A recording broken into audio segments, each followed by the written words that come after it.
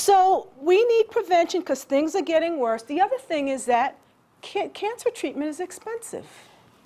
I don't know how many of you saw 60 Minutes, like 2 weeks ago. Mm-hmm. There was a program about how in Las Vegas, which the economy there seems to be worse than any place else, people are losing the most houses. Well, there's a hospital that was treating people who didn't have insurance, indigent patients, for cancer, because it's really expensive. Chemo, one shot of chemo can cost $5,000. Just one treatment, and you need like a cycling of that. At any rate, in this hospital in Las Vegas, because once the income went down, I mean, people are losing their houses, people are moving away. The income, the city doesn't have the income, so they had to kind of shut down some of the services to the people who don't really have insurance, which, as you know, that number is growing too. And so this show was all about people who could no longer afford chemo. So it's a really sad program. It's a sad program because these people were depending on it. Some of them were saying, okay, well, I'm just going to have to die.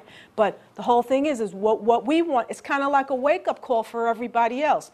You can't really depend on the system to keep you alive. You want to do whatever you can to not even have to think you ever need chemo. Okay? So that's what this is all about. Okay? So, you have to really put your effort into it, right? Because it might taste, hey, this doesn't taste too hot, but just think about some of the things that people eat. If you really think about it, doesn't sound real delectable, but people have made it taste good. For instance, like right in the back of me here, let's get this pig, right? Our friend. Okay? People are able to take the guts from this animal, right? Squeeze something out of it, the guts, right? And turn it into something that tastes like gourmet food, right? So if people could do that with guts, why can't they do it with a carrot and a piece of cabbage? Just think about it, okay? So that's the kind of genius that we need to really, in coming months, because we're going to be doing this for a whole year. I'll be here every month. We're going to be making dishes with cheeses and all. It's not going to taste just like Cracker Barrel cheddar or anything like that. But this is going to be made from macadamia nuts. But you have to tell yourself, okay, it doesn't taste like Cracker Barrel, but hey, like if I keep eating this, I'll be able to come off the pills. If I keep eating this, I'm not going to have to worry about all the stuff that runs in my family. So that's why I eat it, because all this stuff runs in my family. Now, so, basically, all of you have been coming to see me so long, you know the basic stuff, the sugar. In your handout, I put an article about how much cancer loves sugar. Cancer loves sugar. And cancer cells are cells in your own body that decide they want to go berserk.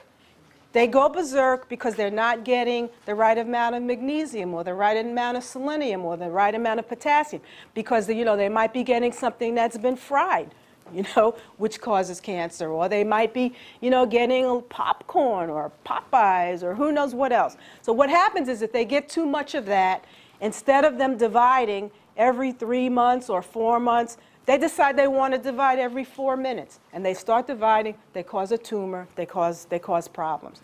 So what we want to do is avoid. Once they start doing that, they start living on stuff like sugar. Sugar makes them grow.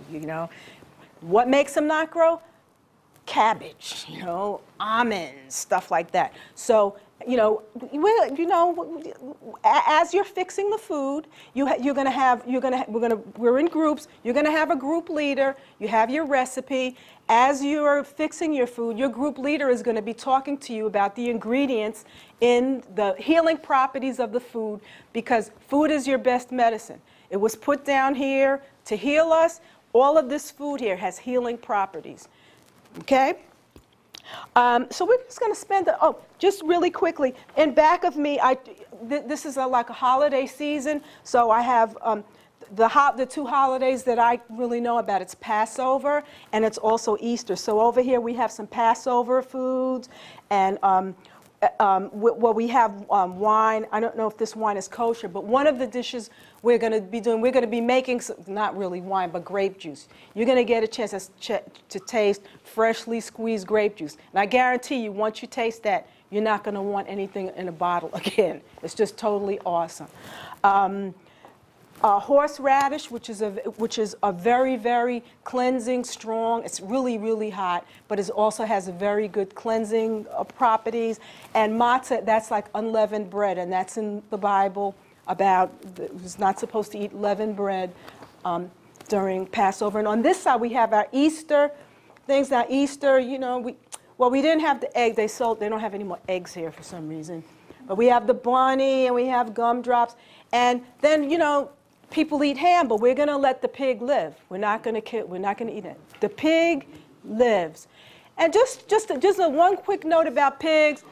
Pigs are very intelligent animals. They are more intelligent than dogs in some cases. You can train a pig to do all kinds of the same kind of things you could train a dog to do. So we're going to let the pig live, and then he'll let us live.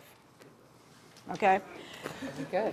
So I'm just going to let my staff here. Now they're going to just talk about some of because you're going to be making this. They're going to talk about some of the instruments that are on your table. And so, who's first here? Okay. So you have Jimmy, and he is going to. Good morning, everybody. My name is James Buchanan. I'm one of the workshop guides today. First of all, I want to again, on behalf of Kincaid Medical, thank you for coming out. We certainly enjoy on this Easter day of resurrection. I'm going to talk about the juicers. Juicing, as you know, is very important because particularly if you're dealing with a disease or trying to remain healthy, you get the actual essence of the enzymes that are in the vegetables. Also, you use juicing to make nice smoothies for breakfast. And we're going to show you a couple of the very popular juicing machines. There are two kinds of machines. And by the way, some of these machines are relatively expensive, but we also will let you know that everything that we talked about can be done by a hand machine, and you can do that relatively inexpensive. Of course, it's nice to have a nice, convenient, modern machine if you can afford it, but you don't have to spend a lot of money to be healthy. This is called a grinding juicer. And basically what it does, it's one of the most efficient types of juice. This is a commercial grade juicer. The vegetable goes into the top part here. It's then plunged. And you can actually, which we're going to do today, actually make ice cream with this particular juicer. And for example, if you're juicing pineapple, you can actually run the pulp through several times and get all of the juice out. This juicer will run somewhere between about $250, but again, we can say that there are much, much cheaper instruments on the market. The next juicer I'm going to talk about is this is a centrifugal force juicer. And by the way, this one grinds. Get hold of that. Now, this juicer works on the basis of centrifugal force. And what basically happens is you have a little basket here, and inside the basket you have a set of little grating knives on the bottom of it. And as the vegetables come in contact with these grating spikes here, they begin to pulverize the vegetable, and the spinning part of it then causes the juices to spin off and then captured by this trough here, which comes into a container. This juicer here is a very efficient juicer. However, it does not work as efficiently as the grinder. However, these juicers run from anywhere from $75 down up to about $125. It's a very good substitute for the commercial juicer. So one of the things that you want to, again, worry about is when you're using the juicer is to make sure that the parts are on tight, the cleaning is relatively easy, and that you do not stick your hands in any of the moving parts because you have a plunger for each part.